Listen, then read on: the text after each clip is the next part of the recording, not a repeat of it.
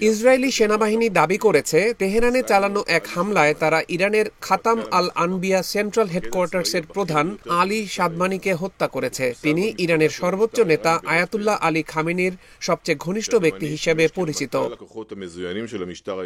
গতকাল সোমবার কাতার ভিত্তিক সংবাদ মাধ্যম আল জাজিরার প্রতিবেদনে এ তথ্য জানানো হয়েছে। ইসরায়েলের পক্ষ থেকে বলা হয়, আলী সাদমানি ছিলেন ইরানের সবচেয়ে ঘনিষ্ঠ সামরিক কমান্ডার এবং সর্বোচ্চ নেতা আয়াতুল্লাহ আলী খামেনির সবচেয়ে ঘনিষ্ঠ ব্যক্তি। এ বিষয়ে ইরানের পক্ষ থেকে তাৎক্ষণিকভাবে কোনো মন্তব্য পাওয়া যায়নি। এর আগে শুক্রবার ইসরায়েলের হামলায় সাবেক কমান্ডার গোলাম আলী রশিদ নিহত হওয়ার পর সাদমানিকে ইরানের খাতাম আল আনবিয়া সেন্ট্রাল হেডকোয়ার্টার্সের প্রধান পদে নিয়োগ দেওয়া হয়।